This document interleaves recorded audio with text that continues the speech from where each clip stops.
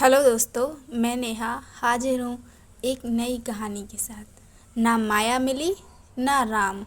किसी गांव में दो दोस्त रहते थे। एक का नाम हीरा था, दूसरे का नाम मोती। दोनों में गहरी दोस्ती थी और वे बचपन से ही खेलना कूदना पढ़ना लिखना हर काम साथ करते आ रहे थे।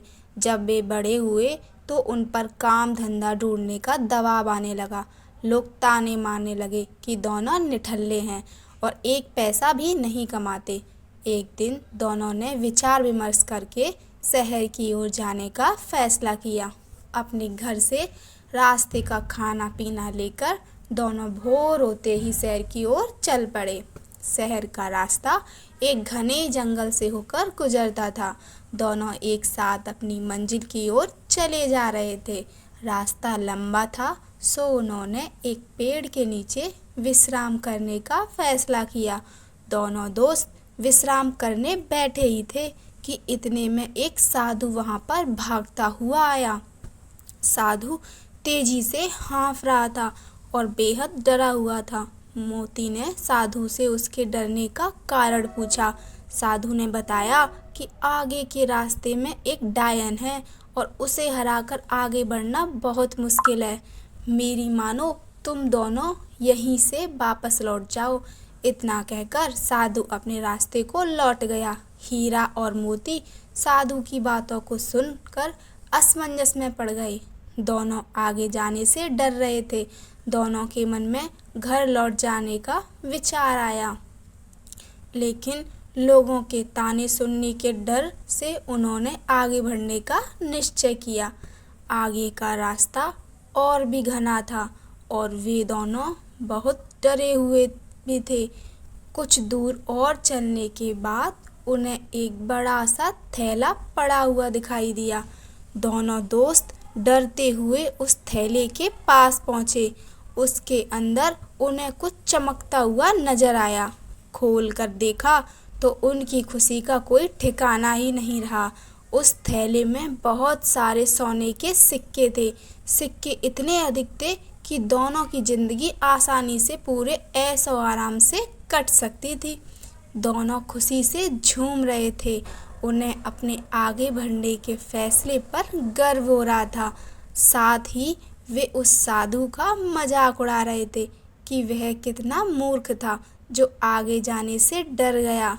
अब दोनों दोस्तों ने आपस में धन बांटने और साथ ही भोजन करने का निश्चय किया। दोनों एक पेड़ के नीचे बैठ गए। हीरा ने मोती से कहा कि वह आसपास के किसी कुएं से पानी लेकर आए ताकि भोजन आराम से किया जा सके। मोती पानी लेने के लिए चल पड़ा। मोती रास्ते में चलते चलते सोच रहा था कि अगर वो सारे सिक्के उसके हो जाएं तो वो और उसका परिवार दोनों हमेशा राजा की तरह रहेगा। मोती के मन में लालच आ चुका था। वह अपने दोस्त को जान से मार डालने की योजना बनाने लगा।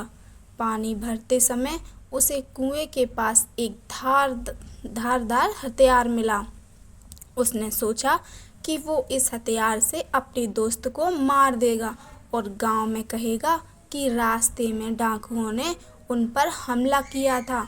मोती मन ही मन अपनी योजना पर खुश हो रहा था।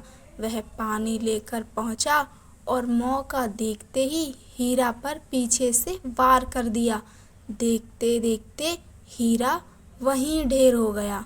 मोती अपना सामान और सोने के सिक्कों से भरा थैला लेकर वहां से वापस भागा। कुछ 1 घंटे चलने के बाद वह एक जगह रुका। दोपहर हो चुकी थी और उसे बड़ी जोर की भूख लगाई थी। उसने पोटली खोली और बड़े चाव से खाना खाने लगा। लेकिन ये क्या, थोड़ा खाना खाते ही मोती के मुंह से खून आने लगा और वो तड़पने लगा। उसे एहसास हो चुका था कि जब वह पानी लेने गया था तभी हीरा ने उसके खाने में कोई जहरीली जंगली बूटी मिला दी थी। कुछ ही देर में उसकी भी तड़प तड़प कर मृत्यु हो गई। अब दोनों दोस्त मृत पड़े थे और वो थैला यानी माया रूपी डायन जस का तस पड़ा हुआ था।